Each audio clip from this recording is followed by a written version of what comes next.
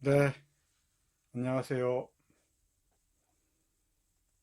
2020학년도 제1학기 한국현대문학인문 18번째 시간 시작합니다.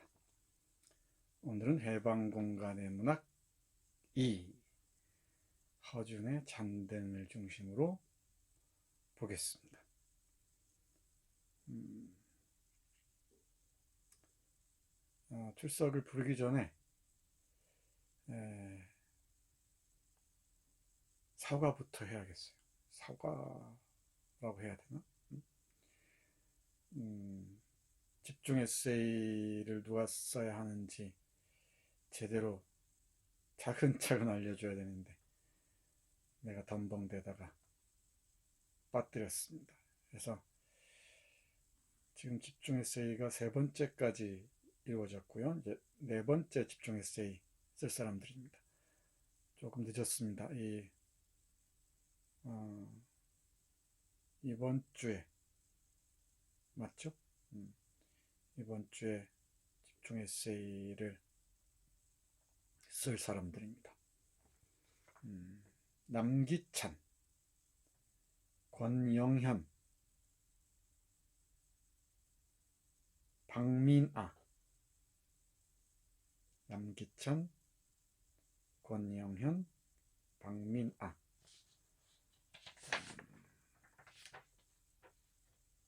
이건, 이서현, 진가은까지. 이건, 이서현, 진가은까지 6명입니다.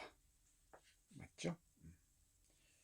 예, 그러고 난 다음에 두 팀만 더 하면은 집중 에세이가 다 끝날 것 같습니다. 아직 집중 에세이를 작성하지 않은 사람들 어, 마음 준비 잘 하기 바랍니다. 아마 집중 에세이를 쓰고 나면은 이제 기말 에세이를 쓸 수 있는 힘이 생길 거예요. 여러 가지 문제 설정부터 이 글의 형식 그리고 이 내용까지 잘 스케치하기 바랍니다. 미리미리 스케치하기 바랍니다. 분량이 지금보다 배 정도 늘어나요. 그러니까 그 분량을 내가 채워 넣을 수 있는 힘이 있어야 됩니다. 힘이 없이는 못 채워놨습니다. 이미 얘기한 걸로 기억하는데 200자원고지 50매 내외입니다. 그러니까 A4 용지로는 표준 설정에서 6장 내지 7장이 될 겁니다. 그 기말 에세이를 마무리하고 나서야 여러분은 비로소 문학을 공부하는 대학생이라는 그 실감을 온전히 몸으로 받아들일 수 있을 겁니다. 차근차근 해나가세요. 그리고 다른 동료들의 집중 에세이도 잘 보고 이건 내가 좀 다르다. 내가 다른 문제 설정을 통해서 더 구체적으로 밝힐 수 있을 것 같다. 이런 아이디어를 얻었으면 좋겠습니다. 동료들의 얘기 속에 거의 많은 얘기들이 들어있어요. 그 얘기들을 어떻게 파고드느냐. 여기에 여러분들의 그 기말 에세이를 제대로 마무리하느냐 못하느냐 관건이 달려 있을 겁니다. 관건이 달려 있다. 말 되나? 제대로 들어보는 게 아마 관건이 될 겁니다. 다 왔죠? 김은수, 남기찬, 이태경, 임시현, 구윤정, 권민선, 권영현. 우리 영현 씨 잘 따라오세요. 깜빡거리지 말고. 그리고 다시 얘기하지만 여러분들 빛나는 그 유튜브 댓글들이 있습니다. 참 놀랍습니다. 뭐 문제를 바라보는 시선도 그렇고요. 잘 보세요. 이 성실하게 수업을 따라오느냐 그렇지 않느냐에 따라서 여러분들 전혀 달라집니다. 전혀 달라져요. 권태욱, 김미현, 김소현, 김예림, 김진우. 김진우 잘 따라오고 있나요? 안 보이던데 요즘. 네. 문주은. 주은 씨는 다음 주에 집중해서 쓰세요. 빨리 쓰고 싶다고 했는데. 박민아, 박상현, 박영채, 박채연, 성재현, 손예린, 신희연. 희연씨 댓글 참 좋습니다. 유도영, 유아린, 윤나현, 이건, 이민성, 이서현, 이승호, 이찬욱, 임연주, 전현민, 전유빈, 조한울, 조현진, 지민석, 지예림, 진가은, 한지원. 지원씨 눈에 뜰 듯 하다가 또 안 띄네요. 무슨 일이 있나요? 박예원, 유주연, 이한얼, 전수한, 정한, 안다은. 네, 훌륭합니다. 다들 조금만 더 힘내고 갑시다. 힘내서 학기 마무리 합시다. 벌써 19번째 강의예요. 많으면 10번, 적으면 8번 정도 남은 것 같습니다. 이렇게 온라인으로 강의하니까 방학 없이도 할 수 있습니다.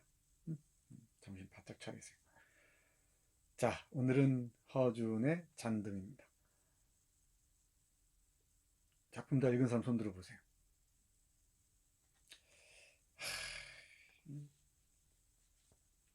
두 명 있구나, 두 명.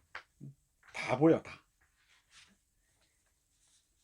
이 소설은 쉽지가 않습니다.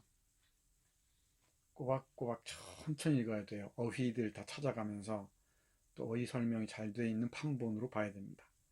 그렇지 않고 슬렁슬렁 넘어가서는 이해할 수 없는 작품입니다. 내가 보건대 한국문학사에서 가장 빛나는 중편 소설 10편을 꼽으라고 하면은 이 허준의 잔등을 빼놓지 않을 겁니다. 해방 직후라는 1946년 해방 직후라는 그 환경 속에서 이 정도의 소설이 나온다는 것 정말 쉽지 않습니다. 해서 읽은 사람이 많지가 않아요. 주위에. 내 강의 안 읽은 학생들은 내 강의를 다 듣고 난 다음에 반드시 읽기 바랍니다. 여러분들이 집중 에세이에 대한 댓글을 통해서 읽었다는 흔적이 안 보이면 정말 내가 무슨 짓을 할지 모릅니다. 광화문에 가서 삼보일배를 할 거예요. 우리 국민대학교 한국어문학부 새내기들이 잔등도 안 읽는다. 세상 사람들,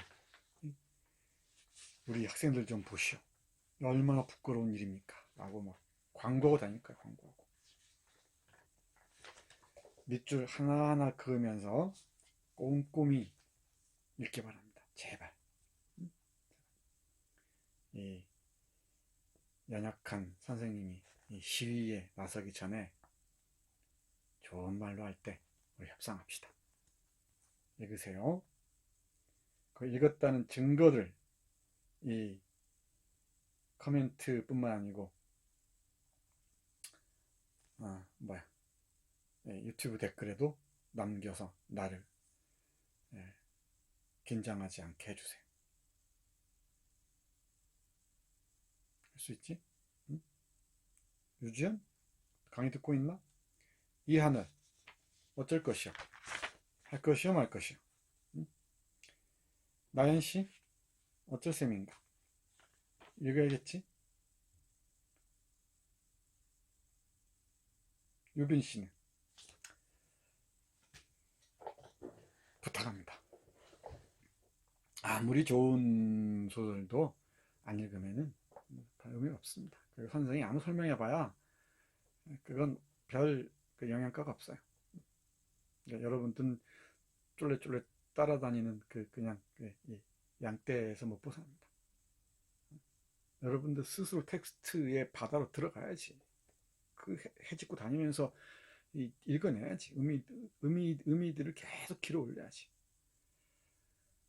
잔등은 여러 버전이 있는데 뭐 창비에서 나온 것도 있고요. 오래전에 나온 동화 출판에서 나온 것도 있고, 그리고 문지에서 나온 것도 있고요. 좋기로는 허준 소설이 다 실려 있는 현대문학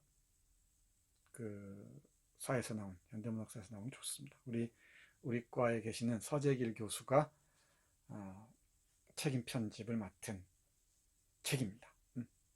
그 책 한 권 딱 갖고 있으면 허준이 다 보여요. 허준이라는 사람이 다 보입니다.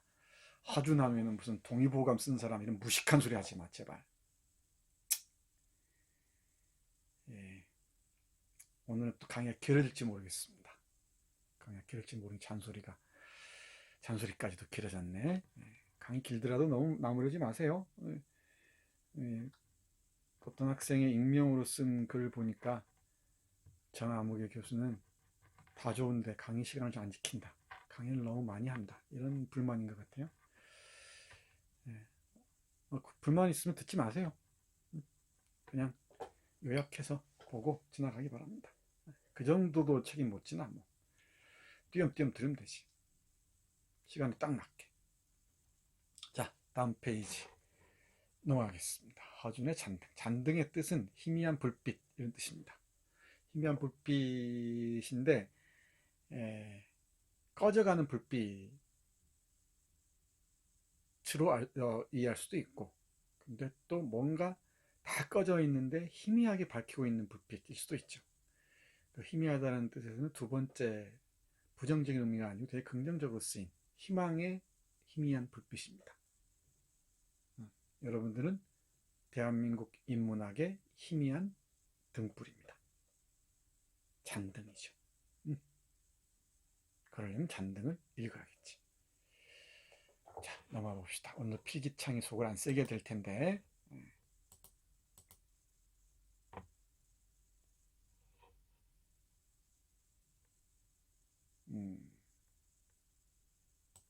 자, 볼까요? 이렇게 옮겨놓고.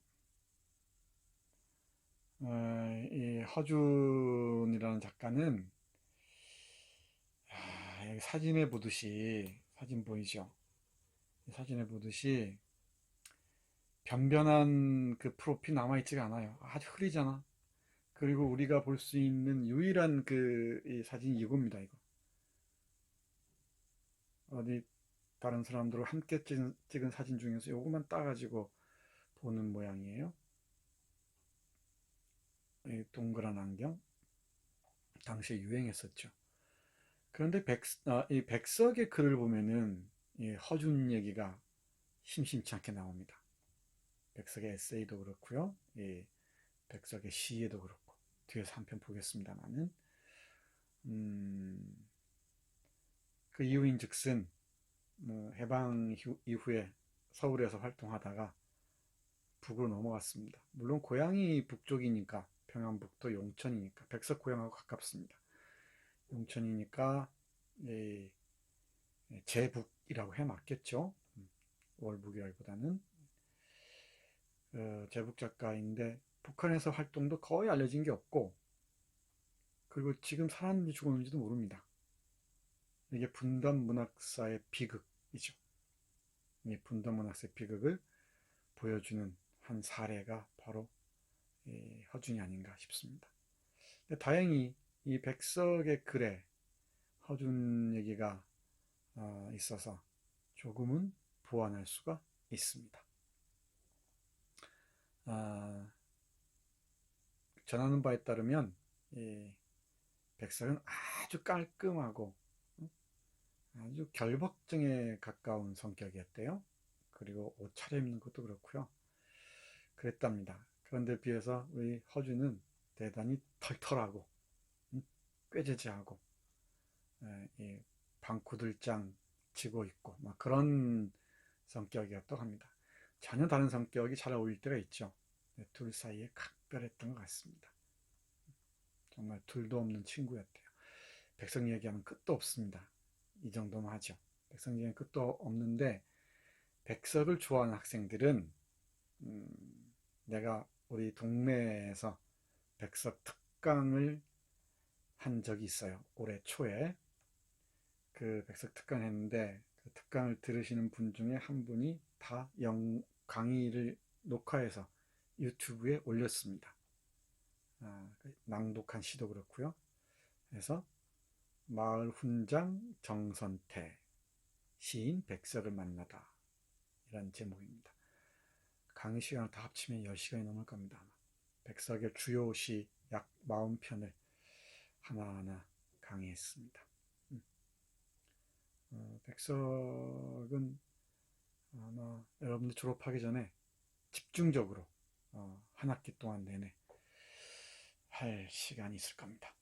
그때 보기로 하고 오늘은 그 중에서 조금만 맛보기를 보겠습니다. 허준과 관련해서만, 그리고 이 소설의 주제와 관련해서만 잠깐 보겠습니다. 여기 있는 요 사진이 있죠? 잔등의 책 표지입니다. 1946년에 간행된 잔등이라는 소설집의 표지. 1910년 2월 평안북도 용천에서 태어났고요. 일본 호세이 대학을 졸업했습니다. 법정대학이라고 합니다. 이 1936년에 조광이라는 잡지에 탕류라는 소설을 싣습니다. 이 조광에서 백석이 일하기도 했었죠. 그리고 41년 2월 습작실에서라는 걸작을 발표합니다. 대단히 그 편지 형식으로 되어 있는데 이 고독한 허무주의자 이렇게 하는 게 좋을 것 같은데 수준 높은 그 고독한 허무주의자의 모습이 그려져 있는 그런 작품입니다. 읽어보세요. 허준 좋아하는 사람들 많을 겁니다. 상당히 수준이 있는 소설이에요. 그 이상의 뒤를 잇는 이 모더니스트들이 있는데 몇 명이 있는데 이른바 단층파라고 해서 들어봤나 모르겠어요. 제발 필기창이 버벅거리지 말아야 되는데 여러분도 함께 기원해 주세요. 겁이 나요. 단층파라는 동인이 있습니다. 파 비슷하게 이 단층은 이 단층이고요. 딱 절단한다는 뜻이죠. 파는 무슨 파할 때 파입니다. 이렇게 쓰나? 단층파. 단층이라는 잡지를 중심으로 활동했던 사람들이 몇 명 있습니다. 유항림이나 최명익, 우리 신문 했었죠. 이런 사람들. 그 계보의 허준도 상당히 그 모던한 소설을 씁니다. 우리 문장을 보니까 딱 알 수 있죠. 최명익의 문체하고 뭔가 비슷한 점이 있어 보이지. 왜 대답을 안 해? 대답을 못하지, 안 읽었으니까. 첫 문장부터 잘 보세요. 첫 문장부터 어떻게 시작되는지 잘 보기 바랍니다. 첫 문장이 어떻게 시작되더라? 장춘서 회령까지 20하루를 두고 온 여정이었다. 동선이 딱 드러나 있습니다. 장춘, 회령, 청진으로 오는 그 여로지. 그럼 여러분들은 우리가 강경에 할 때 했던 만주 지도들 있죠. 딱 펼쳐놓고서 장춘이 어딘지, 회령 어딘지. 회령은 한반도의 맨 끝이야. 북단 쪽이야. 회령에서 어떤 길을 택했는지, 뭐 안봉선을 버리고 어떤 철도를 택했다는 게 나오지. 여러분들은 이제 전문으로 문화를 공부하는 사람들이잖아. 그럼 지도를 펼쳐놓고서 이 나와 방, 이 둘이 어떤 여로를 통해서 오는지 봐야 돼. 그리고 청진시의 위치가 어딘지도 딱 봐야 돼. 이건 북쪽 얘기거든. 북쪽 얘기. 해방 직후 북쪽 얘기란 말이야. 남쪽 얘기가 아니고. 그래서 문학사에 아주 소중한 자료기도 해요. 응? 북쪽을 배경으로 해서 쓴 소설이란 말이야. 청진을 배경으로 해서. 이렇게 시작됩니다. 우로를 막을 아무 장비도 없는 무게화차 속에서 아무렇게나 내어팽개친 오뚜기 모양으로 가로 서기도 하고 모로 서기도 하고 혹은 팔을 끼고 엉거주춤 주저앉아서 서로 얼굴을 비비대다 졸다가는 매연에 전 남의 얼굴에다 건침을 지르르 흘려 죽이질과 차에 오를 때마다 때밀고 잡아채고 곤두박질을 하면서 오는 짝패이다가도 하루아침에 호련히 오는 별리의 맛을 보지 않고는 할로와 탄진 속에 건너매어진 마음의 닷줄이 얼마만한 것인가를 알고 살기 힘든 듯하였다. 이 한 문장이 한 달에 한 문장. 이 문장의 묘미들을 여러분이 딱 간파해야 한단 말이지. 그러려면 그 어휘들 하나하나 다 여러분들이 찾아가야 돼요. 찾아가면서 읽어내야 돼. 그래야 한국 어문학을 전공하는 사람이 되는 거지. 그냥 뭔 말인지 모르겠네 하고 넘어가면 안 돼요. 할로가 뭔지 탄진이 뭔지 한자를 여러분 잘 모르니까 알 수가 없지. 찾아가야 돼. 별리가 뭔지, 응? 건침을 지리를 흘려주기 지리라는 게 뭔지. 제발. 이런 문장들이야. 이런 문장들이 쭉 이어져요. 아주 긴 문장들이. 이, 이 문장의 묘미들을 딱 알아야 이 작품의 그 바탕의 무늬들을 여러분들이 즐길 수가 있습니다. 뭐 주제니 뭐니 이런 것 가지고는 안 돼요. 1차적으로 감각적으로 즐길 수 있어야 돼. 이 문장이 주는 맛을 즐길 수 있어야 돼. 이게 그 일종의 그 모더니스트적인 문장이죠. 최명희기에서 봤으니까 오늘은 굳이 반복하지 않겠습니다. 1946년에 쓴 잔대는 주목하세요. 배경이 어디라고요? 청진. 청진입니다. 지금 한참 이 북쪽에서 소련군을 뒤엎은 세력들이 혁명을 하고 있었지. 혁명은 두 가지야. 하나는 일제잔재를 청산하겠다는 것이지. 그래서 일본인에 대한 아주 가혹한 응징이 시작돼요. 그걸 대표하는 게 소년이야. 또 하나가 이제 뭐 토지 개혁 이런 일들이 벌어지기 시작하지. 벌어지기 시작합니다. 그러니까 일제잔재 청산의 철저성에 있어서는 북한을 나무랄 수가 없죠. 근데 그 일제잔재 어떤 방식으로 이 청산하려고 했는지 그 과정들을 이 소설은 보여주는데 그 과정에 대한 우리 허준이라는 작가의 시선은 어떤지 이걸 눈여겨봐야 됩니다. 상당히 주제가 무거워요. 그리고 48년에 속습작실에서 연작이죠. 이어서 쓰는 소설입니다.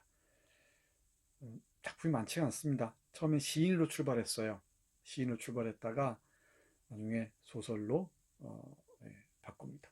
그런 경우 종종 있죠. 생사를 알 수가 없습니다. 자, 어떤가? 좀 그려지나요? 허준의 캐리커처가 좀 그려지나? 비극적인 인물이죠. 이 흐릿한 사진을 좀 더 명료하게 할 수 있는 작품이 뭐가 있을까? 백석의 시가 한 편 있습니다. 한번 보죠.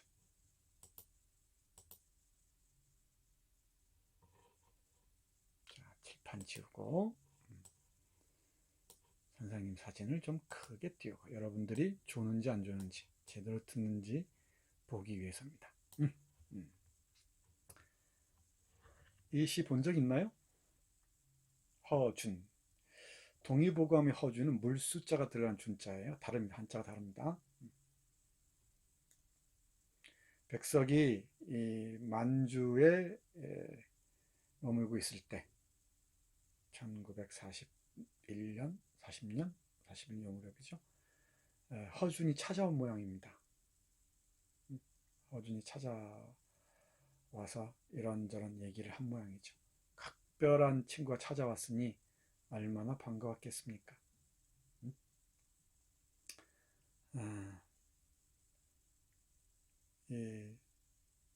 허주 찾아온 그 베프, 요즘 뭐라 그러나, 절친? 음, 예, 허준을 두고 백석은 이렇게 얘기합니다. 짧게 설명할게요. 강의가 길어질 것 같으니까. 상세한 허준에 대한 강의는 아까 얘기했던 정선태, 백석, 허준 유튜브에서 검색하면 나옵니다. 네, 유튜브를 참고하세요. 참고하시고 여기서는 짧게만 설명하겠습니다. 그 맑고 거룩한 눈물의 나라에서 온 사람이여.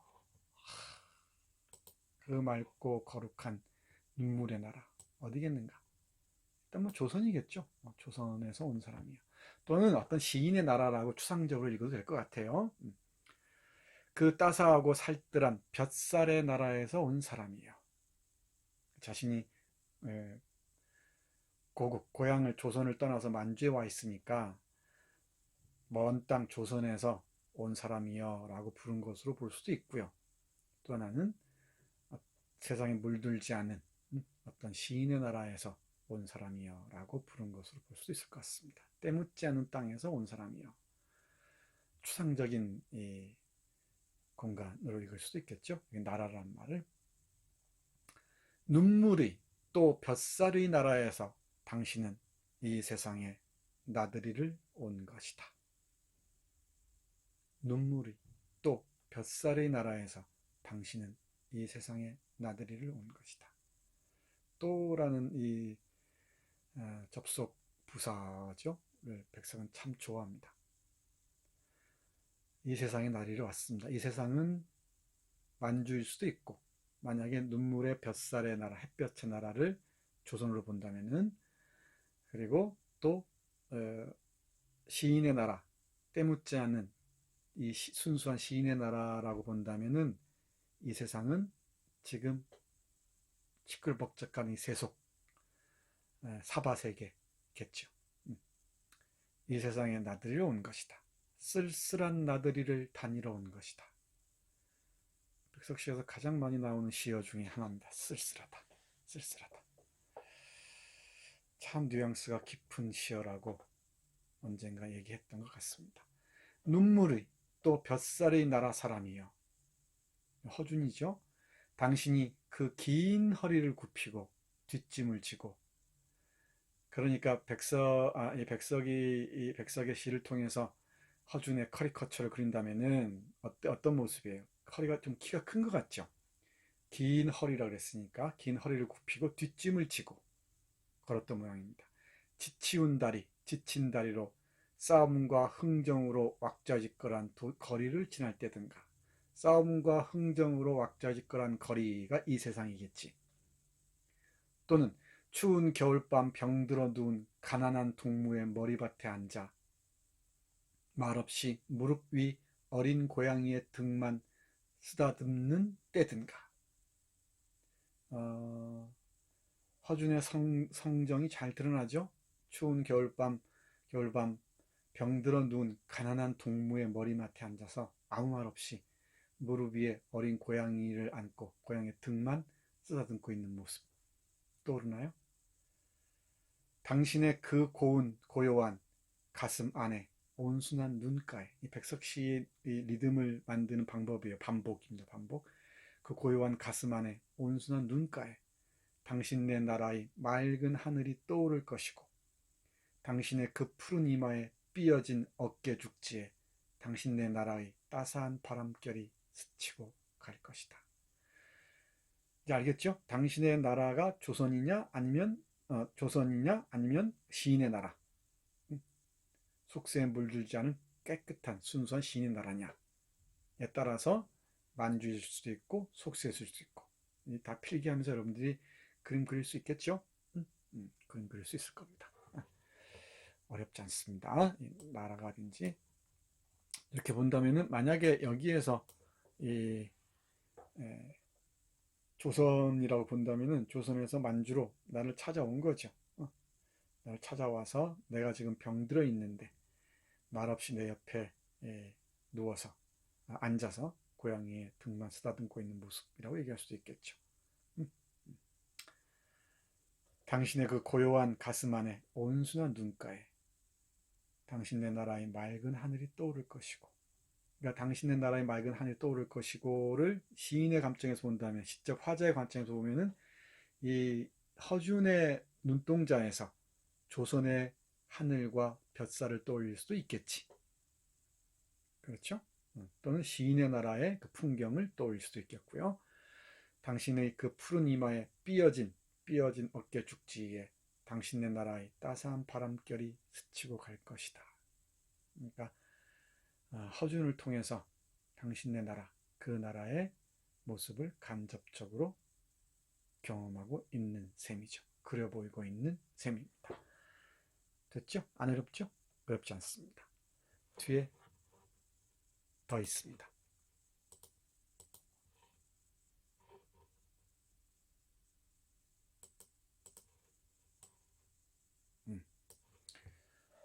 높은 산도 높은 꼭대기에 있는 듯한, 아니면 깊은 물도 깊은 밑바닥에 있는 듯한 당신네 나라의 하늘은 얼마나 맑고 높을 것인가.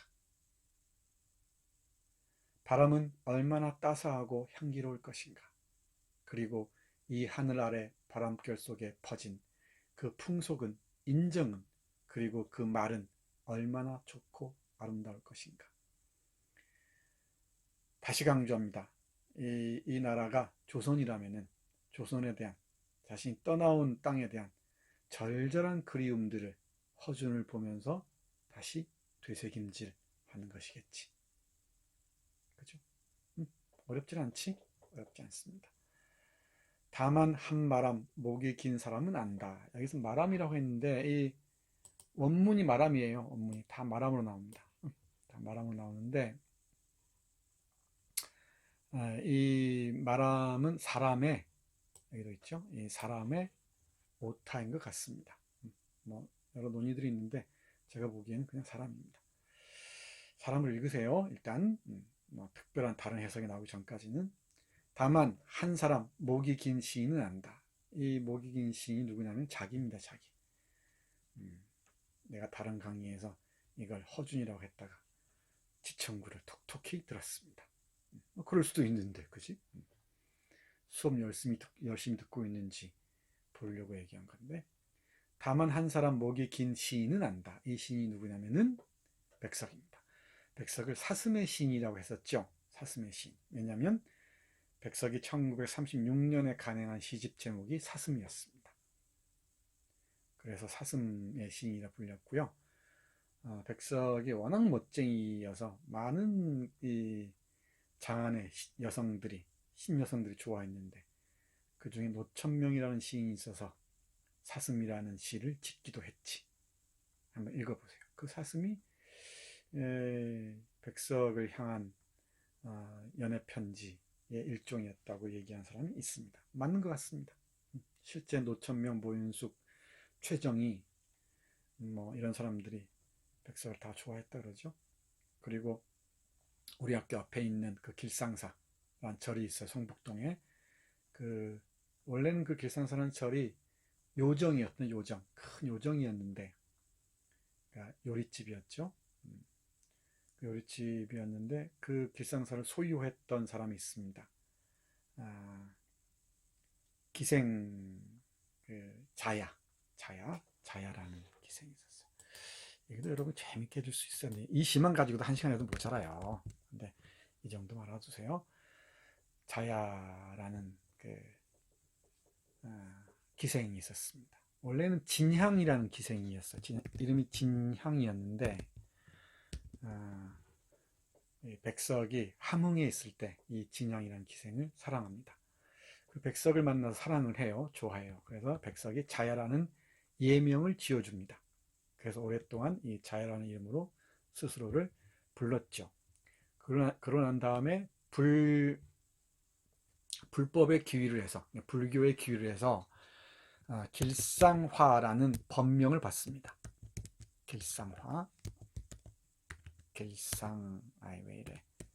길상화라는 법명을 받아요.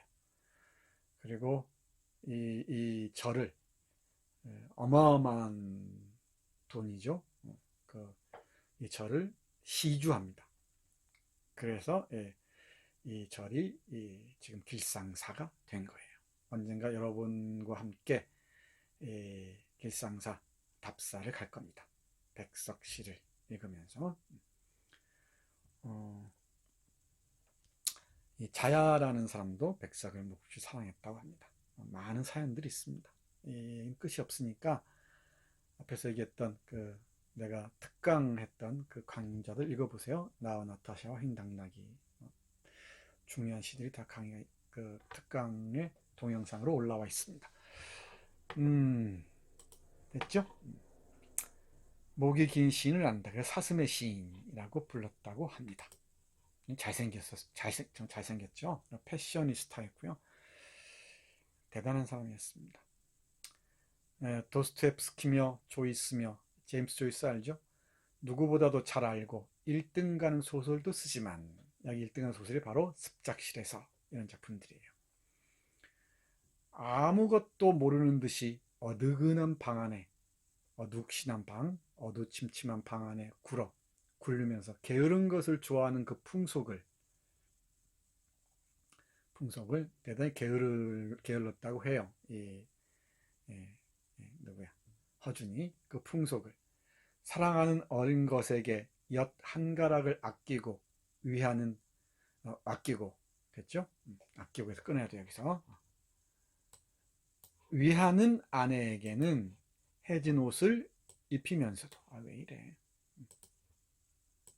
입히면서도 마음이 가난한 낯설은 사람에게 수백냥 동을 거저주는 그 인정을, 그리고 또 나오죠. 그 말을, 사람은 그 모든 것을 다 잃어버리고 넋 하나를 얻는다는 크나큰 그 말을. 이게 뭔 문장이야? 이게 한 문장으로 이루어진 시예요. 한 연이에요 이게. 도치법이에요. 다만 한 사람 목이 긴 시인, 이게 주어입니다. 주어고, 잘 봐. 안다가 동사야. 이게 주어고 이 안다가 동사예요. 됐죠? 그리고 요 전체 있죠? 요 전체가 목적어입니다. object예요. 그러면 목적격 조사가 있어야겠죠? 풍속을, 그죠?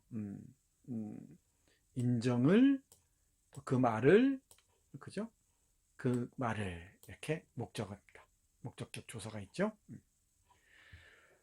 다만 한 사람 목이 긴 시인은 그 풍속을 알고 그 말을, 그 인정을 알고 그 말을 알고 그 말을 안다. 이 세 가지가 되겠죠. 크게 보면은 풍속은 그 어떤 이 일반 문화적인 풍속을 얘기하는 게 아니고 어떤 습관입니다. 한 개인의 일이니까 이 아름다운 습관을, 그리고 인정을, 그리고 그 말을 안다는 거예요. 허준의 성격을 잘 보여주는 예들입니다. 뭔가 볼까요? 도스토옙스키며 조이스며 누구보다도 잘 알고 1등 가는 소설도 쓰지만 아무것도 모르는 듯이 어두근한 방 안에 구르면서 게으른 것을 좋아하는 그 습관을 나는 안다지. 됐죠? 소설을 잘 쓰면서도 아무것도 많이 알면서도 아무것도 모르는 듯이 그저 뒹굴뒹굴 하기를 좋아하는 그 습관을 나는 잘 안다는 거죠. 어디 가서 잘난 체 하지도 않고 그저 게으른 듯이 보인다는 거죠. 그리고 또 사랑하는 어린 것에게 엿 한 가락을 아끼고, 사랑하는 자기 아이에게는 엿 한 가락을 함부로 안 사준다는 얘기죠. 아끼고, 또 위하는 아내에게는, 사랑하는 아내에게는 해진 다 떨어진 옷을 입히면서도 마음이 가난한 낯선 사람에게 수백냥 돈을 거저주는 그 인정을. 그러니까 이러면 혼날지도 모르죠. 자기 애새끼한테는 아무것도 안 주고 말이야. 자기 마누라한테는 다 떨어진 옷 입히면서 마음이 가는 낯선 사람에게는 수백냥 돈을 주는 그 인정을 가진 사람을 좋아하겠어요? 집안 식구들은? 쉽지 않은 성정이죠. 그 인정을.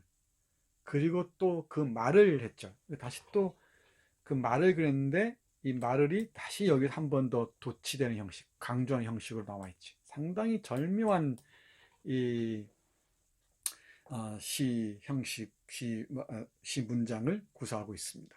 어떤 말이에요? 사람은 모든 것을 다 잃어버리고 넋 하나를 얻는다는 크나큰 그 말을, 허준의 말 중에 어떤 말이 있다는 거야? 사람은 모든 것을 다 잃어버리고 넋 하나를 얻는다는 크나큰 그 말. 이 넋, 영혼을 얻는다는 크나큰 그 말이죠. 모든 것을 다 잃더라도 넋을 잃으면 안 된다는 거지. 다 잃더라도, 인간이 다 잃더라도 영혼을, 그 정신의 고갱이를 잃으면 안 된다는 거예요. 정신의 핵심을 잃으면 안 된다는 거지. 그 말을 나는, 목이 긴 시인인 나는 안다는 거지. 허준의 프로필이, 캐리커처가 좀 그러지나? 응? 자, 반복합니다. 그 멀은 눈물이 또 뱃살의 나라에서 이 세상에 나들이를 온 사람이요. 이 목이 긴 시인이 또 계산이처럼 떠곤다고 당신은 쓸쓸히 웃으며 바둑판을 당기는구려. 이 목이 긴 시인, 자신이죠. 또 계산이는 뭔가, 계산이 뭐에 갑자기 생각이 안 나요. 큰 그 거위 있죠. 거위 진짜 시끄럽습니다. 무섭게 쪼아대고 그러죠. 거위처럼 떠곤다고, 떠들어댄다고, 이런 뜻입니다. 떠들어댄다고 당신은 쓸쓸히 웃으며 바둑판을 당기는 거예요. 그것도 쓸데없는 소리 하는구만. 평안도 말로 했겠죠. 그것도 쓸데없는 소리 하는구만 하면서 이제 평안도 말로 했겠지. 둘 다 평안북도 사람이니까. 어때요? 훌륭하시죠? 응? 훌륭하십니다.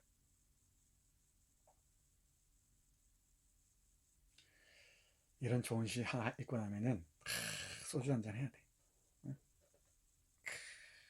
응? 소주 한잔 하면서 시 한 편 낭독도 하고 말이지. 나에게 이런 친구가 있는가? 사람은 모든 것을 다 잃어버리더라도 이렇게 읽는 게 좋을 것도 같아요. 넋 하나를 지켜야 한다는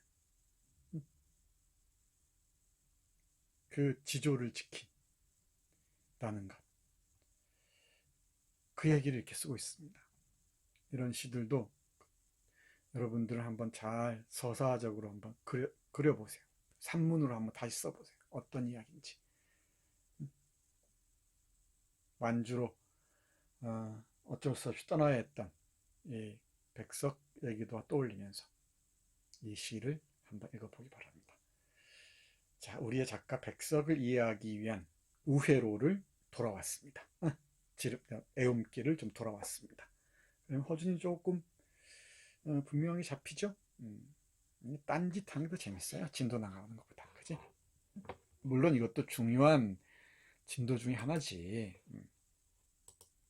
자, 그러면 내가 아주 멋지게 허준이라는 시를 낭독해 볼 테니까 여러분도 한번 각각 낭독을 해보세요.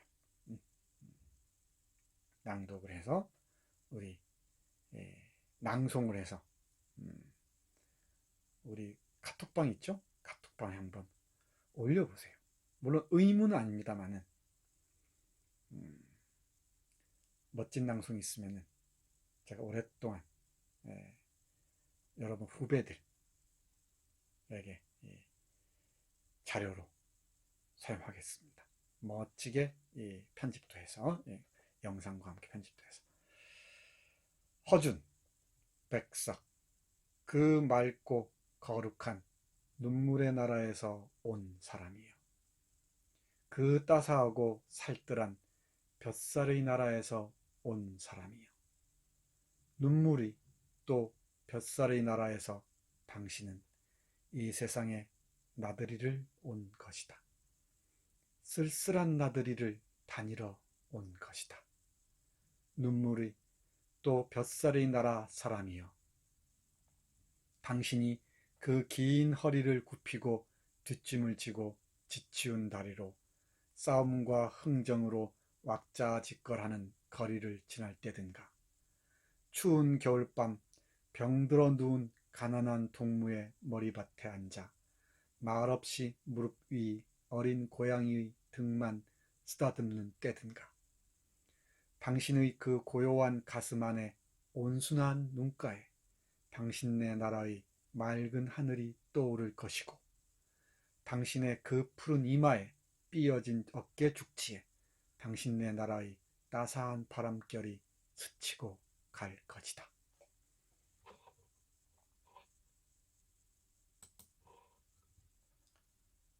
높은 산도 높은 꼭대기에 있는 듯한, 아니면 깊은 물도 깊은 밑바닥에 있는 듯한 당신네 나라의 하늘은 얼마나 맑고 높을 것인가. 바람은 얼마나 따사하고 향기로울 것인가. 그리고 이 하늘 아래 바람결 속에 퍼진 그 풍속은, 인정은, 그리고 그 말은 얼마나 좋고 아름다울 것인가. 다만 한마람 목이 긴 시인은 안다. 도스토옙스키며 조이스며 누구보다도 잘 알고 1등 가는 소설도 쓰지만 아무것도 모르는 듯이 어드근한 방 안에 굴어 게으르는 것을 좋아하는 그 풍속을, 사랑하는 어린 것에게 엿 한 가락을 아끼고 위하는 아내에겐 해진 옷을 입히면서도 마음이 가난한 낯설은 마람에게 수백냥 돈을 거둬주는 그 인정을, 그리고 또 그 말을, 마람은 모든 것을 다 잃어버리고 넋 하나를 얻는다는 크나큰 그 말을, 그 멀은 눈물의 또 뱃살의 나라에서 이 세상에 나들이를 온 사람이여, 이 목이 긴 시인이 또 계산이처럼 떠곤다고 당신은 쓸쓸히 웃으며 바둑판을 당기는 구려. 훌륭합니다. 다 박수 치고 있지? 이제 혼자 강의가 오래 지나니까 점점 정신이 이상해지는 것 같습니다. 여러분들의 반응에 따라서 더 이상해질지도 몰라요. 반응이 없으면 혼자 미쳐갈지도 모릅니다. 조금 쉬었다 올게요. 자, 쉬었다 왔습니다. 본격적으로 잔등에 들어볼까요? 뭐 여러분들 다 읽었을 테니까. 다 읽었다고? 긴 얘기 하지 않겠습니다. 핵심만 얘기할게요. 두 가지만 얘기하겠습니다. 이 설명이 만만치가 않습니다. 이 달랑 두 장인데 우리 잔등에 관한 인용이 이 두 장의 슬라이드 가지고 정말 2시간 얘기해도 모자랍니다. 가능하면 요약해서 한번 얘기해 볼게요. 첫 번째는 소년과 뱀장어입니다. 이 소설에서 대단히 중요한 캐릭터예요, 소년. 그리고 뱀장어의 비유 눈여겨봐야 됩니다. 여기에 내가 질문을 던졌어요. 그 많던 일본인은 어디로 갔을까? 이 질문이 중요합니다. 이 질문이 제국주의 일본이 조선을 36년, 길게는 40년 동안 지배했다는 얘기는 여러 차례 했죠. 그러면 자 보잔 말이야. 1910년에서 1945년까지 36년, 1905년부터 잡으면은 40년. 또 그 이전부터도 일본인들은 조선에 들어와 있었으니까 이 조선에 많은 일본인들이 있었습니다. 살고 있었습니다. 그러니까 오가는 사람들 말고 이 조선에 주소를 둔 일본인들이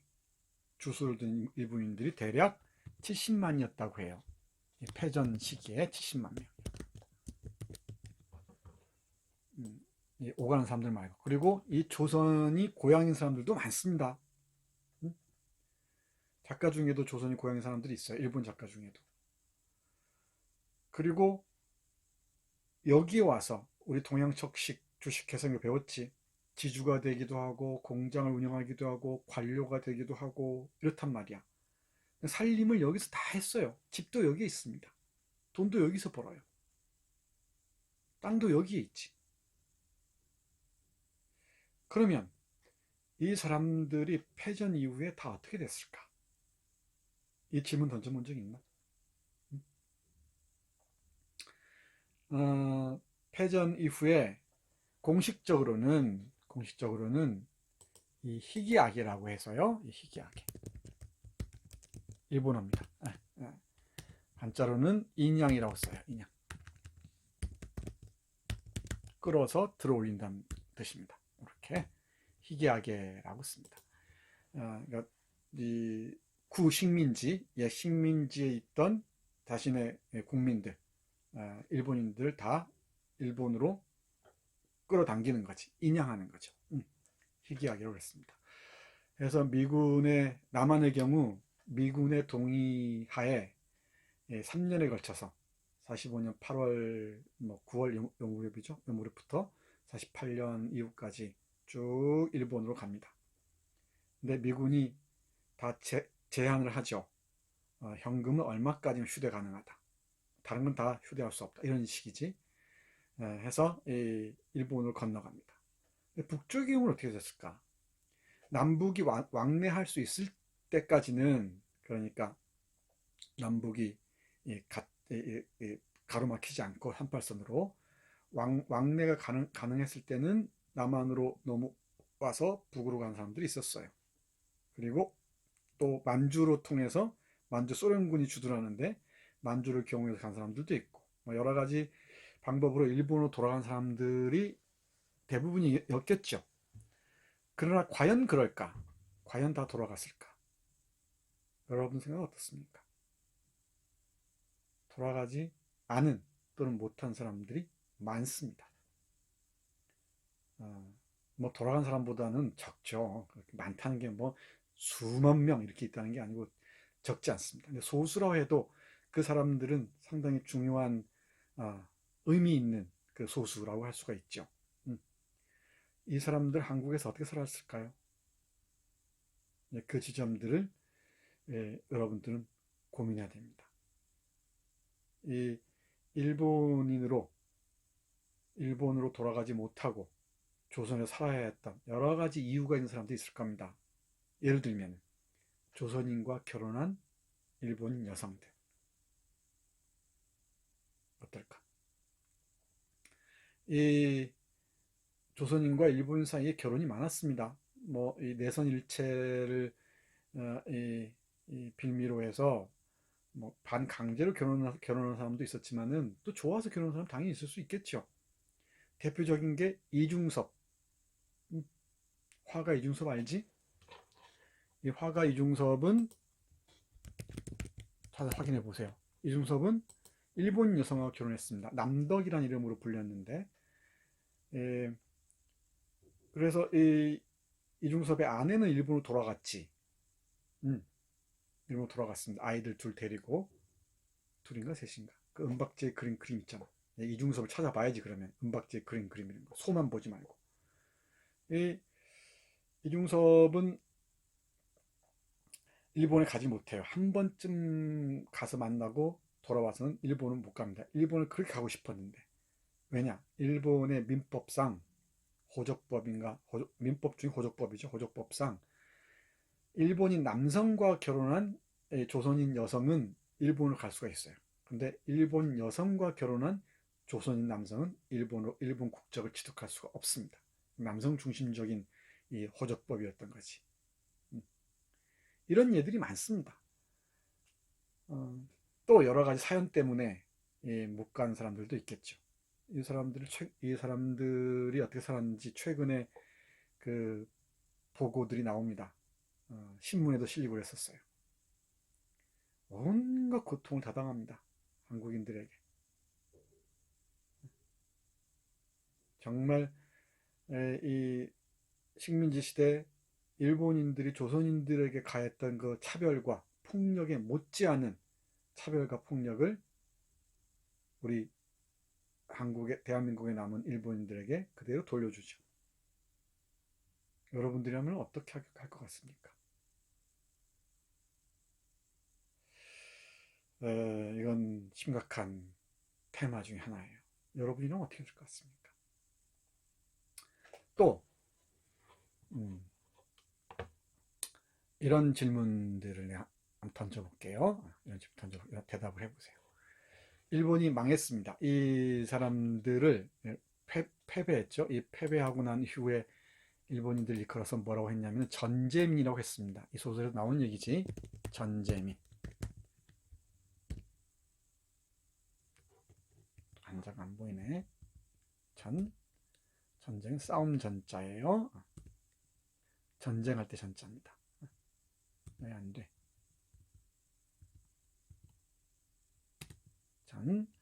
재는 재난, 재앙할 때 재자입니다. 이걸 써요.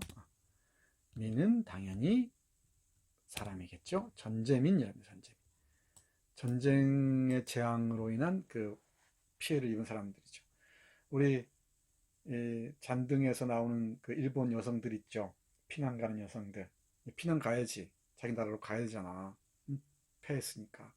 저 만주에서부터 수많은 사람들이 피난을 갑니다. 만주에 있던 그 고급 일본군 관동군이라고 했는데 관동군 장교들은 미리미리 도망가요. 거기 소련이 진주했었거든.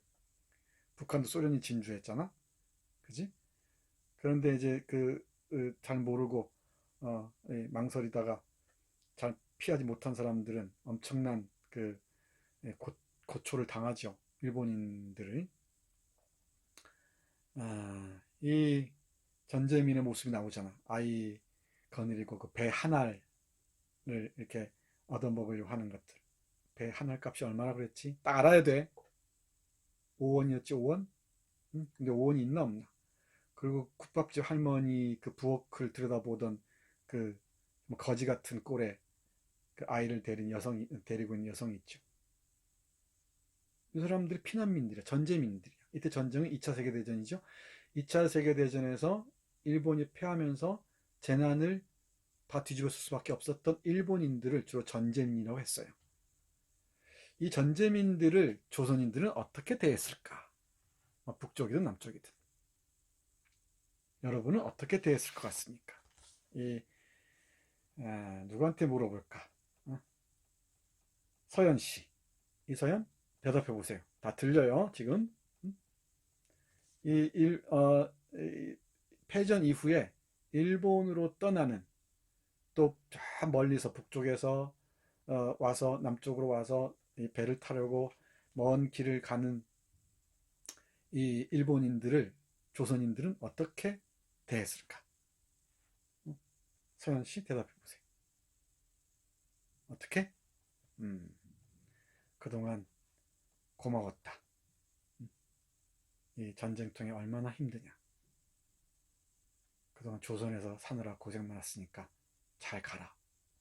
하고 곱게 보내줬을까? 서현 씨 그래요? 응? 아니면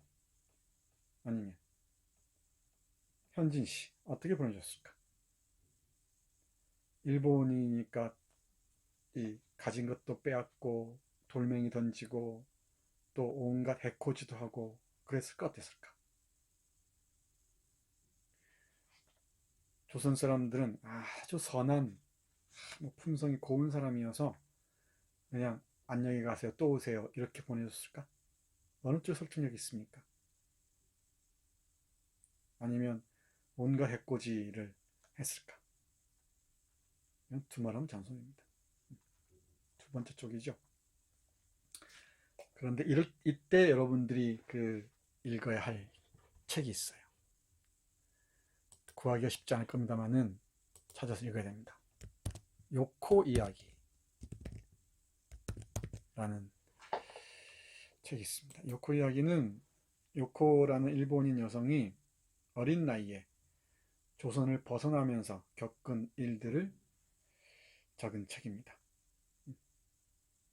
네, 짧게 이 책의 내용을 정리하면은 요코라는 여성이 조선을 빠져나오면서 온갖 못된 꼴을 당했다는 거예요. 뭐 성추행 비슷한 것도 당하고 있다는 겁니다. 일본 여성이라는 이유로. 근데 이 책이 근데 영어로 쓰여졌죠. 이 영어로 쓰여지면서 미국에서 이 교과서로 채택이 되고 그랬던 모양이에요. 참고서로 채택이 되고 그러다 보니까 이 미국에서 활동하는 많은 사람들이 이건 한국인들을, 물론 다 뭐 한국인이니까 남북한을 다 합쳐야죠. 조선인들을, 그때 내가 조선이라는 말 쓰는데, 조선인들을 이 부정적으로 바라보는데 악영향을 끼친다.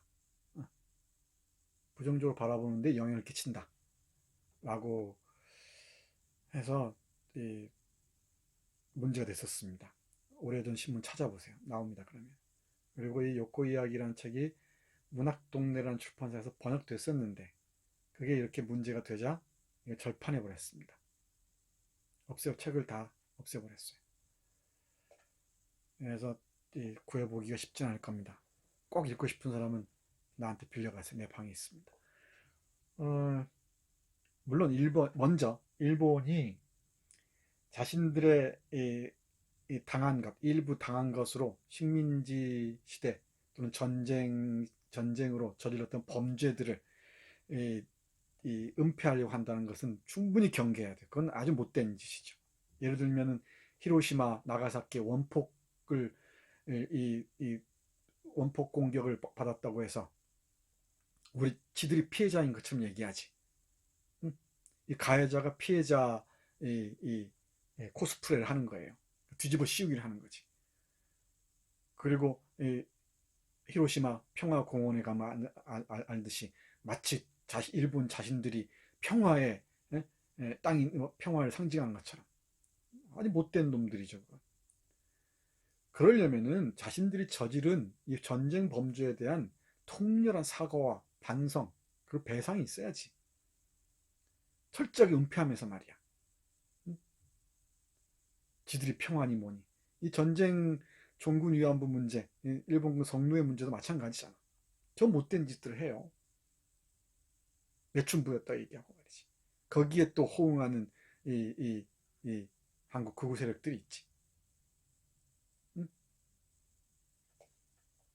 그 점은 충분히 이해하고 가야 됩니다. 그런데 내가 문제 삼는 건 한국인들은 정말 온전하고 선하고 다 아름다운 사람들이어서 일본인들이 패망하고 갈 때 정말 길을 쫙 비켜주면서 잘 가시라고 배웅했겠느냐 말이야. 그럴 리가 없지. 우리 소년의 경우를 보란 말이야. 소년의 경우가 예외적일까? 응? 일본인들을 신고해서 저 아오지나 고무산으로 탄광으로 보내는 일하고 그걸로 돈 받고 김 위원장 선생하고 해서 이런 게 소년뿐이었을까요? 응? 그리고 일본인들을 그 불탄 그 집에 가두고 이런 게 그 청진에서만 일부 일어난 일들일까?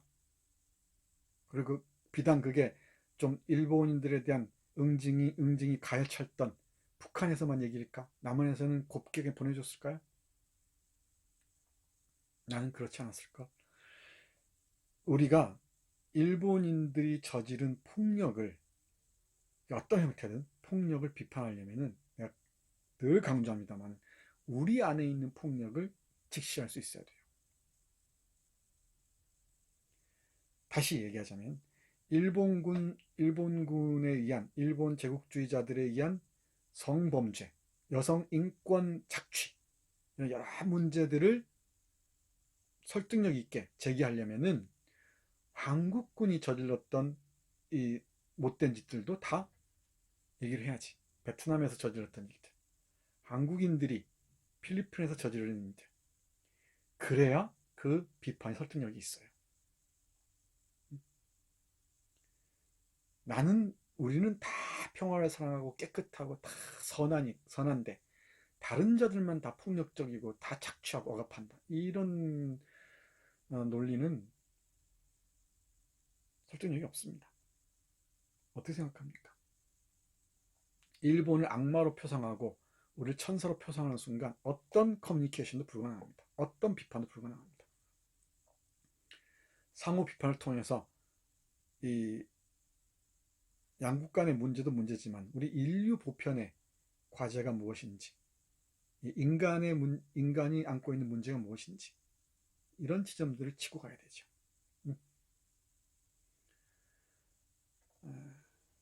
만만치 않은 테마입니다. 이 소설에서 주목해야 할 게 바로 소년과 뱀장어예요. 소년은 일본인들에게 폭력을 휘두르는 상징적인 인물입니다. 모든 생명체들은 살아서 어디론가 가고자 하죠. 어딘 가고자 합니다. 가고자 하는 그 인간 본능에 가까운 모습을 보여주는 게 뱀장어예요. 그럼 뱀장어는 전재민의 어떤 상징처럼 보이기도 하죠. 이렇게. 그렇지? 이해 가나 무슨 얘기인지? 그런데 우리 소녀는 뱀장을 팔아다가 해방 전에는, 패전 이전에는 일본인들에게 팔아먹었지. 이제는 또 돈 많은 사람들에게 팔아먹죠. 그리고 일본인을 신고하거나 일본인들에게 폭력을 가해서 돈을 뜯어내기도 하지.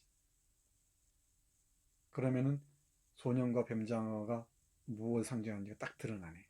이것만 읽어냈으면은 여러분들 성공적인 독해를 수행한 겁니다. 많은 얘기를 할 수가 있어요. 많은 얘기들을. 이 동선 문제도 그렇고 이 풍경도 그렇고요. 그 전재민들의 상황들 있죠. 정말 피난 열차의 문제들, 또 열차를 못 타고 헤어져서 방은 열차를 타고 오는데 나는 트럭 비싼 돈을 주고 트럭을 타고 이렇게 오죠. 그 과정들까지 많은 얘기들을 할 수 있지만은 이 소설의 핵심을 짚어낸다는 요겁니다. 그래서 이 허준은 아주 제3자의 시선, 이 허준의 시선이거든. 제3자의 시선으로 냉정하게 동요되지 않고 인간의 폭력적인 행위들을 그려내고 있어요. 무섭지. 휩쓸리지 않습니다. 아주 냉정한 제3자의 시선으로 인간의 폭력적인 행위를 그려냅니다. 이게 첫 번째. 동시에 두 번째가 다음 페이지에서 볼 이런 혼돈의 상황에서 비인간적인 행위가 횡행하는 이 세상에서 인간의 가장 아름다운 모습도 동시에 캐치해냅니다. 그건 이 작가가 제3자의 냉정한 시선을 유지하지 않으면 불가능해요. 어느 한쪽으로 휩쓸려 버리면은 이런 시선은 확보할 수 없습니다. 이게 허준 소설의 핵심입니다. 그 밑바닥에는 어떤 허무주의 같은 것도 있죠. 해방을 그렇게 꿈꾸었는데 결국 해방 이후에 벌어지는 이 폭력적인 상황들, 이 혼란스러운 폭력적인 상황들에 대한 깊은 회의, 그 회의의 눈초리가 떠나질 않습니다. 여기에서는 인간에 대해서 절망도 했겠죠. 정치에 대한 환멸도 있었겠지. 그죠? 또 다른 허무주의가 있었겠죠. 이게 소중한 바로 개인의 시선입니다. 이 개인주의의 문제는 내년에 한국문학과 동아시아문학 하면서 집중적으로 얘기할 겁니다만, 백석도 그렇고 허준도 그렇고 아주 깊이 있는 개인주의자예요. 우리가 언젠가 잠깐 얘기했었죠. 깊이 있는 개인주의자입니다. 집단 또는 이념의 포로가 되는 순간에는 제3자의 냉정한 시선을 확보할 수가 없습니다. 중립적인 시선을 확보할 수가 없습니다. 허준 소설의 강점이 바로 이겁니다. 일본이 우리에게 저지른 폭력을 폭력으로 넘겨서는 안 된다는 것이지. 이거 폭력의 이양이에요. 계속 뭐라고 하나, 폭탄 돌리기. 우리가 폭력에 당했으니까 폭력으로 응징해야 된다. 이건 폭력의 악순환에서 벗어날 수가 없습니다. 이건 내 신념이기도 해요. 이 폭력적인 태도를 대하는 가장 바람직한 모습은 무엇일까? 이 고민을 우리가 이제 해야죠. 대단히 논쟁적입니다. 그렇다고 내가 무슨 예술을 경외하는 그런 존경하고 좋아하는 사상가이긴 하지만 예수가 나에게는 그런 오른밤 때리면 왼밤을 대줘라 이런 건 아닙니다. 폭력으로 받아칠 때 그 폭력은 더 큰 폭력으로 이어집니다. 시위 중에서도 평화 시위가 가장 무섭습니다. 비폭력 저항이라는 게 무엇일지 계보가 아주 오래됐죠. 물론 이 나쁜 놈들은 폭력적으로 응징해야 한다고 얘기하는 사람도 있습니다. 뭐 이해는 가요. 이해는 가는데 그 동의도 할 수 있을 것 같은데 나는 못하겠습니다. 여러분 어떻습니까? 허준의 태도가 그렇습니다. 그러면 소년이 의미하는 바와 뱀장어가 의미하는 바가 이해 갔죠? 그리고 그 많던 일본인들은 어떻게 됐을까에 대한 문제도 한번 고민해 보세요. 이 얘기는 정말 긴 얘기를 해야 됩니다. 긴 얘기를 해야 됩니다. 어디 옥천인가 어딘가에 일본인 여성들만 모여 사는 곳이 있어요.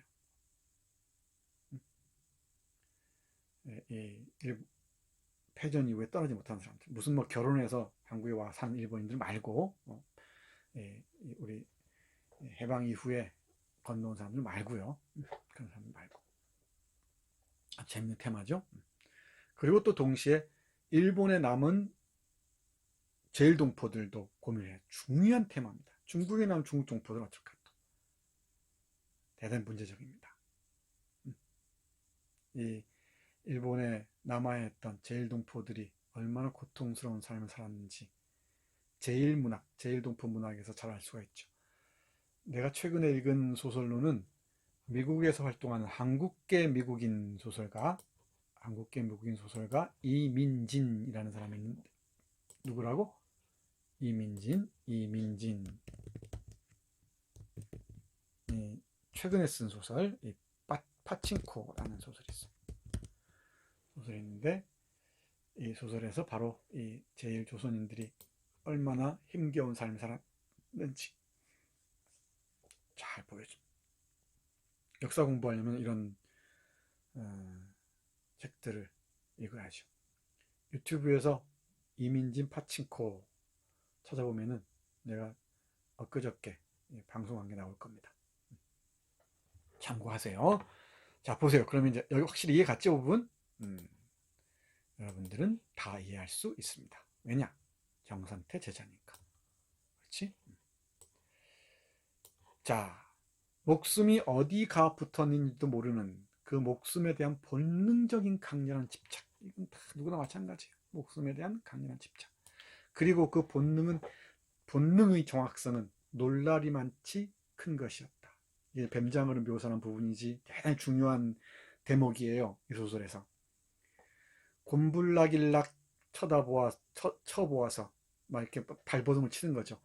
발버둥 쳐보아서 전후좌우의 식별이 없이 그저 안타까워서 못 견디는 맹목적인 발동 같아 보이지만은 이건 뱀장어를 묘사하는 거예요. 뱀장어를 잡아서 지금 머리를 으깬 채 이 모래바닥에 지금 내팽개친 거지. 그걸 보고 있는 거예요. 나중에 그 단말마적 운동이 그려나간 선을 따라가다 보면은 그 뱀장어가 몸부림치면서 이 고통 속에서 이 그려나간 선이 있겠지. 그것은 언제나 일정한 것이었다. 그 방향이 뭐야? 자기의 생명이 찾아야 할 방향을 의례지향하고 있는 것이었다. 생명이 찾아야 할 방향을 의례지향하고 있는 것이었다. 이해 같이? 응? 이 뱀장어의 모습이 바로 전제민 일본인들의 모습이에요. 이 일본 고위 관리인이 일본군 고위 장교들은 다 빠져나갑니다. 빽이 있어서. 남은 것들은 이제 식민지에 돈 벌러 왔거리는 사람들일 거야 아마 대부분이. 하급 관리이거나. 참 어렵죠. 또 그들도 또 이 조선인들을 차별 대우했는지도 모르죠. 그리고 또 그 일본인 중에서도 선한 일본인들, 인도주의적인 일본인들이 없지 않았겠지. 그런 연구들이 많이 이루어졌습니다. 일본인들은 다 악마들이고 조선인은 다 천사들이고 어림없습니다. 어디도 포함되지 않은 회색지대라는 게 있어요. 회색지대. 많은 그 식민지 시대를 살았던 많은 그 할머니들의 할아버지들의 기억에 따르면은 어떤 연구자가 식민지의 회색지대라는 책에서 밝힌 건데 일본인들을 긍정적으로 기억하는 사람이 많습니다. 왜 아니겠어요? 혹시 여러분들 일본인 친구 있죠. 친구 중에 좋은 친구들 많이 있겠지. 정말 또 악마 같은 일본인들이 있죠. 혐한으로 무장한 애들. 그래서 내가 늘 강조하는 게 상식적인 시민들의 연대라는 거예요.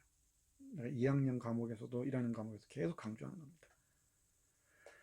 자, 이 뱀장어 보세요. 수부, 머리가 전면적으로 으깨어져 나간 나머지 그 나머지 그저 고기요, 뼈다귀요, 피일밖에 없는 생명이, 피일 수밖에 없는 생명이 어디가 붙었을 데가 없는 이 뱀장어죠.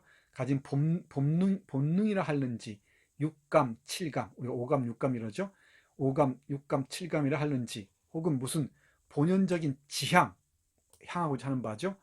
할는지 어쨌든 이 생명에 대한 강렬하고 정확한 구심력, 이 생명에 대한 강렬하고 정확한 구심력. 나는 그 무슨 이 천리는 철학적 이치예요. 철학적 이치의 단추나 붙잡은 모양으로 실마리, 철학적 이치의 실마리나 붙잡은 모양으로 흐뭇한 일종의 만족감을 가지고 동물의 단말마적 운동을 바라보고 있었다. 아, 이게 정말 철학적 이치구나. 이 생명에 대한 강렬한 정확한 구심력이라는 게 깨달은 것처럼 그 깨달음에 대한 만족감이에요. 그걸 보고서 즐기는 만족감이 아니고 동물의 그 고통스러운 움직임을 바라보고 있었다. 이게 바로 이 뱀장어의 모습. 이게 전재민 일본인의 모습이 아닌가. 이 폭력에 대해서 폭력으로 대했던, 그리고 폭력을 금전적 이해관계로 바꿔치기 했던 이 소년, 청진에 살던 소년의 모습. 많은 조선 사람들의 모습이기도 했겠죠. 일본인을 대하는 조선 사람들. 그리고 뱀장의 모습. 한번 바꿔놓고 생각해 보십시오. 위치를. 그게 문학적 상상력입니다. 내가 계속 강조하지만은 옳고 그름이 칼로 두부 자르듯이 딱 나뉘는 게 아니에요. 그 복잡한 결들을 읽어낼 수 있어야 돼요. 이게 훌륭한 문학이에요. 자, 그럼 다음 페이지로 가볼까요?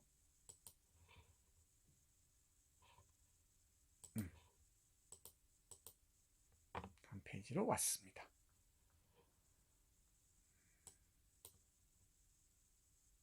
더 작아지네. 꼼꼼히 보세요. 전재민 여성 앞에서 얘기했어요. 국밥집 할머니, 그리고 잔등 이렇게 되어 있습니다. 잔등이에요. 필기창을 없애면 또 무너질까봐 그냥 얘기합니다. 이게 할머니 그리고 잔등 보이죠? 보입니다. 할머니 그리고 잔등. 이 PPT 파일을 올려줄 테니까 거기다 보면 알겠지? 다 얘기했습니다.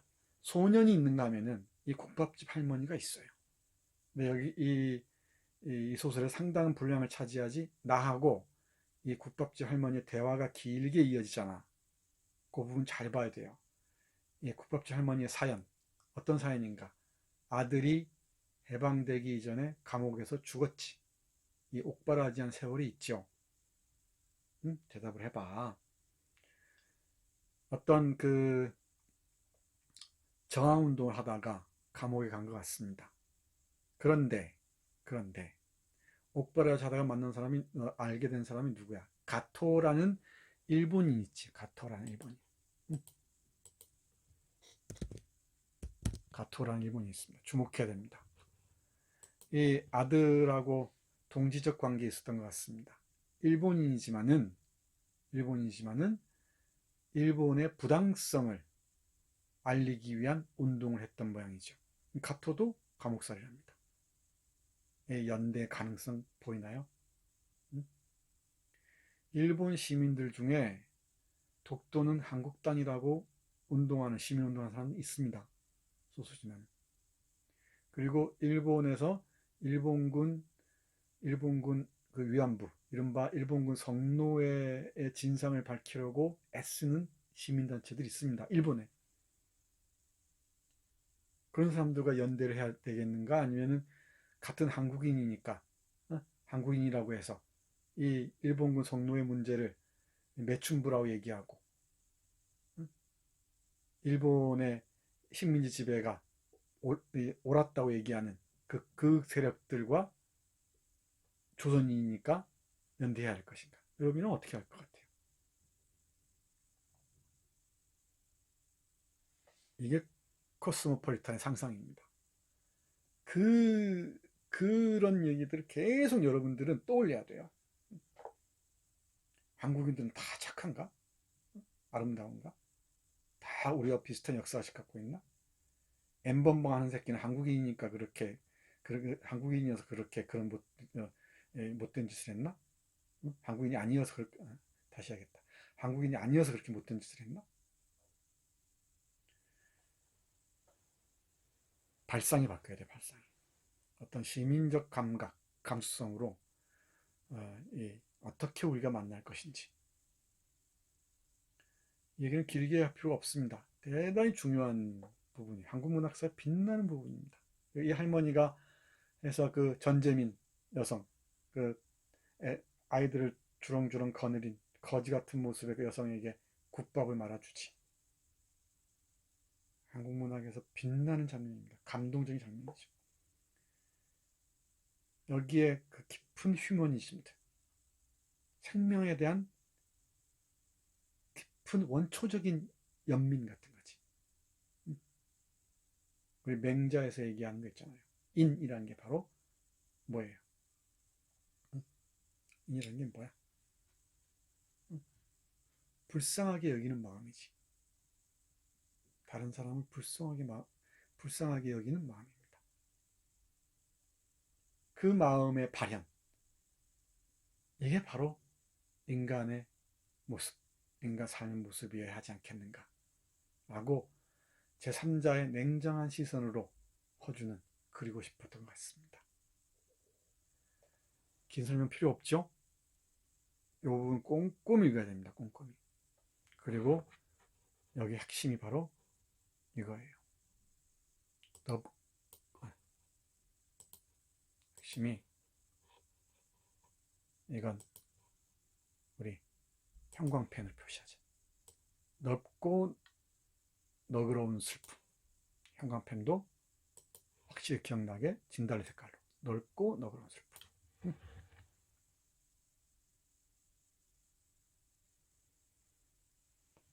이게 뭔지 봐야 됩니다. 그 슬픔을 공유할 수 있을 때 그 사회는 아름다운 풍속을 유지해 나갈 수가 있죠. 자, 보세요. 피난민도 형지.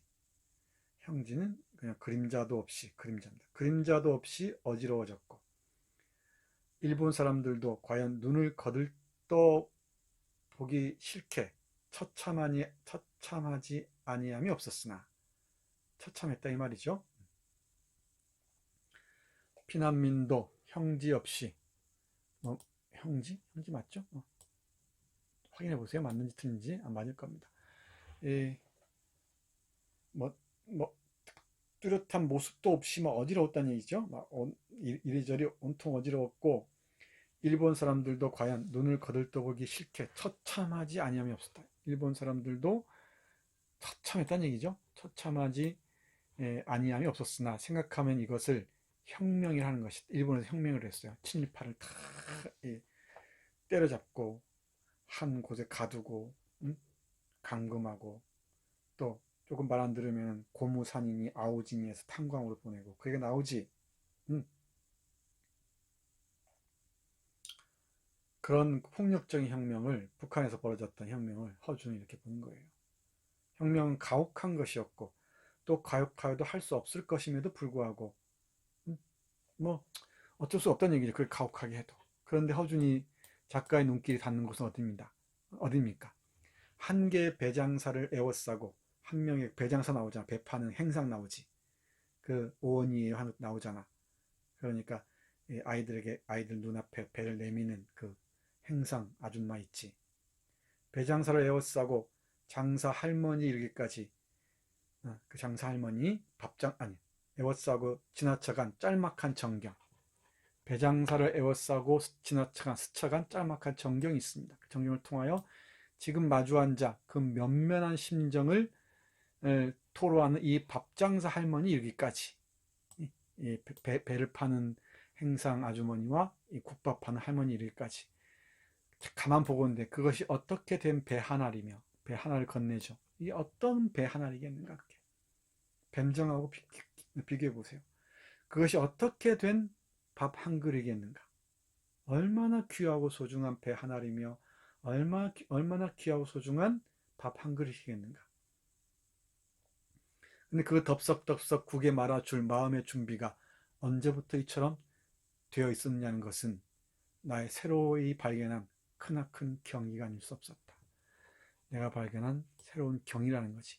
생명을 존중하는 그 깊은 그 동정의 마음,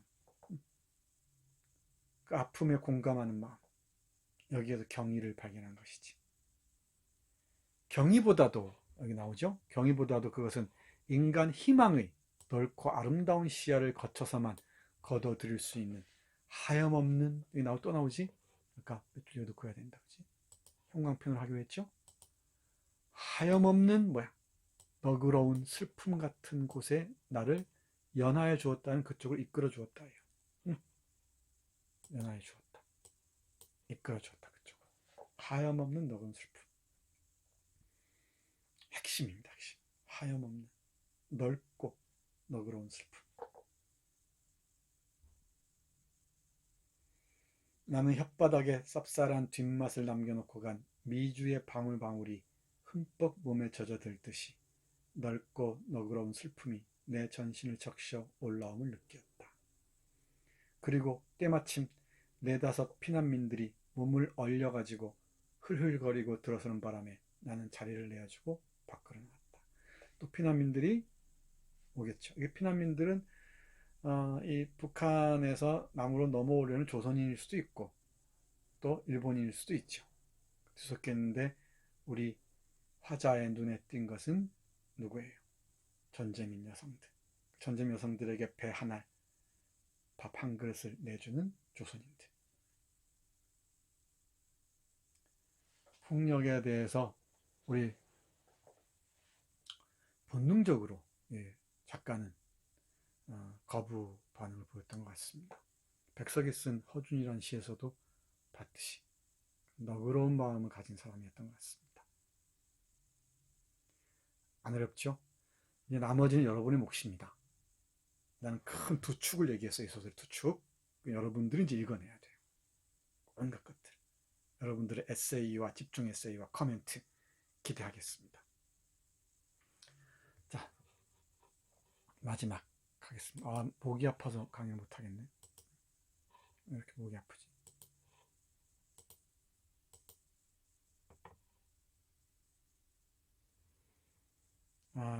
요 글은 좀 읽어주고 싶었어요. 예, 한 5분만 더 시간 주세요. 여기 보면 만선일보 1940년 5월 9일 했지. 만선일보는 만주와 조선이라는 뜻이에요. 예, 염상섭, 우리 기억나지? 염상섭이 주재하던 신문입니다. 한글 신문이에요. 만주에서 발행된 한글 신문입니다. 만주할 때 만주, 조선할 때 선 해서 만선일보입니다. 여기에 백석의 글이 실리는데 백석이 에세이를 정말 잘 쓰거든. 산문들을. 요즘에 산문 모음집이 나와 있으니까 한번 읽어보세요. 슬픔과 진실입니다.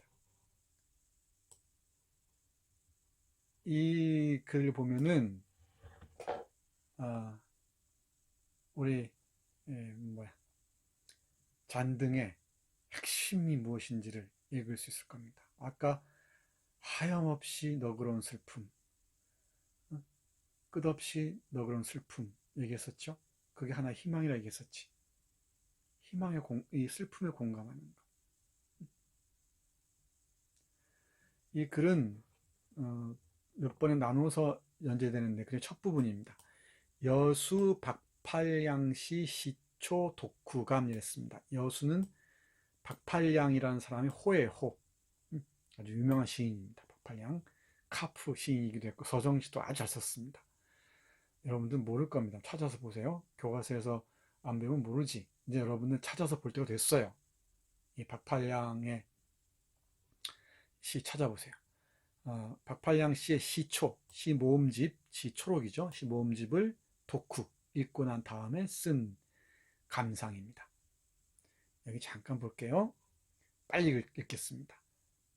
좀 늦게 읽더라도 이해하세요. 사람이 한 가지 일을 오래 두고 일삼는 것은 얼마나 어려운 일입니까? 더욱이 그 일이 높고 참되고 아름다운 일일 때 얼마나 어려운 일이겠습니까? 여러분들은 이걸 다 필사해야 돼. 응? 노트에 다 이렇게 옮겨 적으세요. 일찍이 진실로 높고 귀한 것이 무엇인지를 알고 이것에 마음을 제사 들어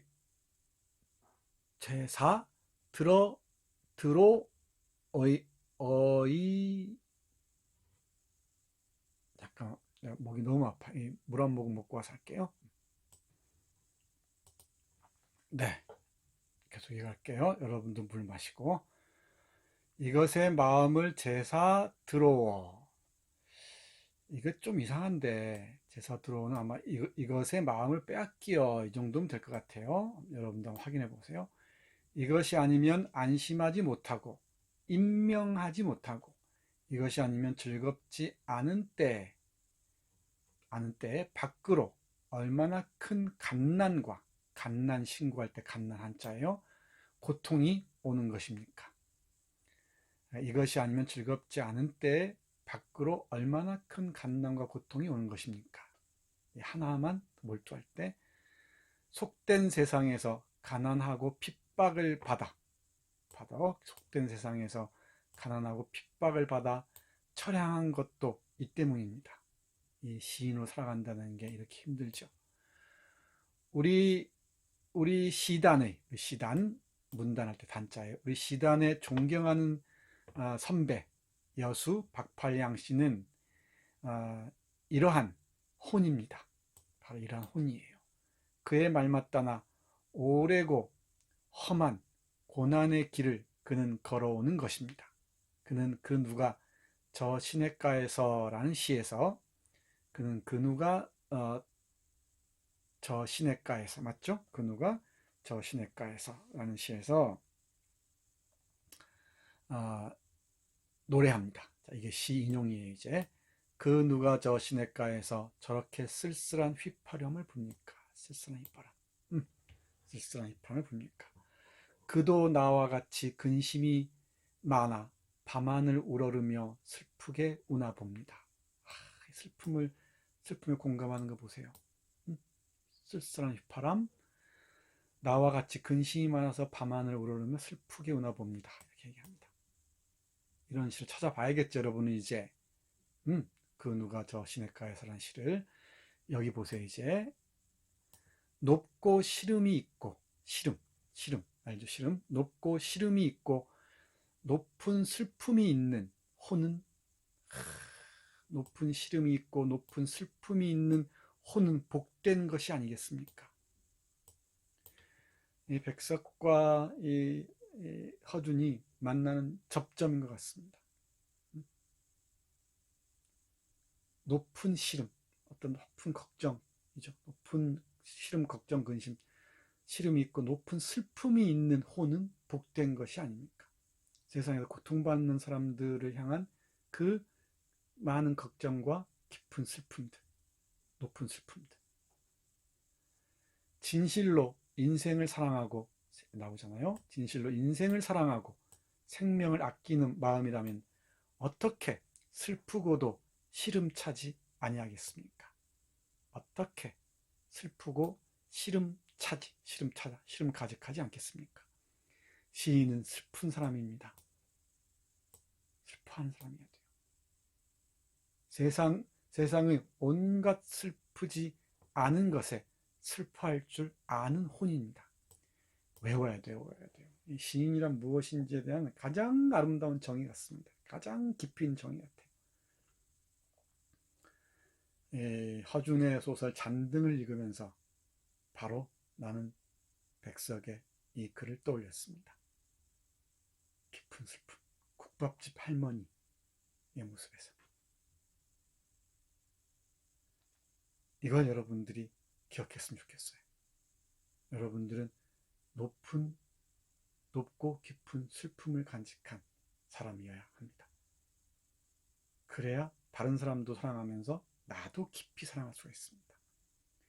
그 공감 능력, 고통, 슬픔에 공감할 수 없는 사람들은, 그 능력 없는 사람들은 인간이라고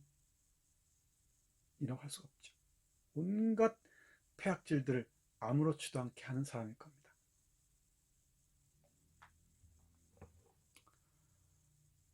세상의 온갖 슬프지 않은 것에 슬퍼할 줄 아는 혼입니다.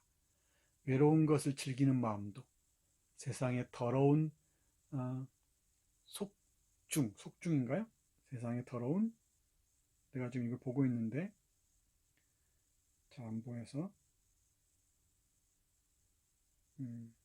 속중 맞네요. 세상의 더러운 속된 중생들을 보고 친구여 하고 부르는 것도, 태양을 등진 거리를 다 떨어진 병정구두 군화를 끌고 휘파람 불며 지나가는 마음도 다 슬픈 정신. 이게 나온 슬픈 정신.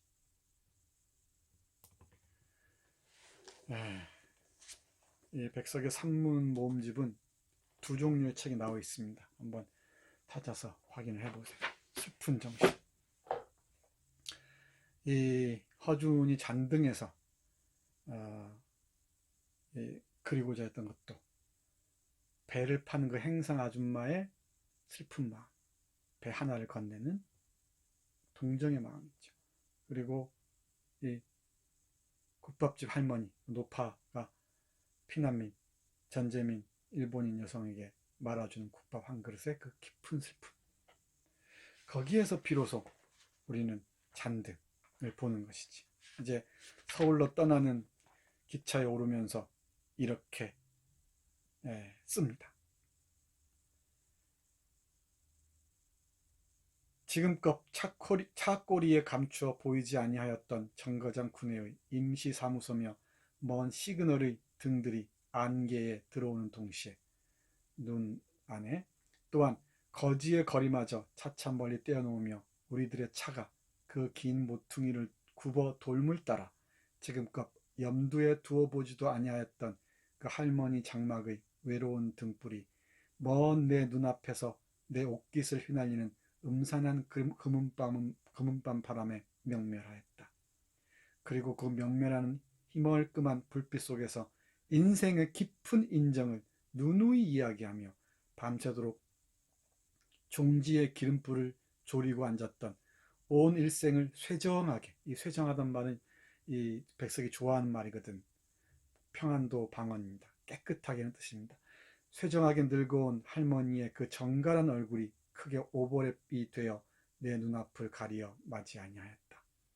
그 비길 데 없이 따뜻한 큰 그림자에 가려진 내 눈몽아리들은 뜨거이 젖어들려 하였다. 내 눈동자들은, 눈은 그러고도 웬일인지를 모르게 어떻게 할 수 없는 간절한 늦거움들이 자꾸 가슴 깊이 남으려고만 하여서 나는 두 발 뒤꿈치를 도둘대로 도두고 모자를 벗어 들고 서서 황량한 폐허 위 오직 제 힘뿐을 빌려 퍼덕이는 한 점 먼 붉은을 향하여 한없이 내 손들을 내저었다. 황량한 폐허이 오직 제 힘마늘이겠죠. 힘뿐을 빌려 퍼덕이는 한 점 먼 붉은을. 이 한 점 먼 붉은을, 이것이 우리를 살게 하는지도 모르겠습니다.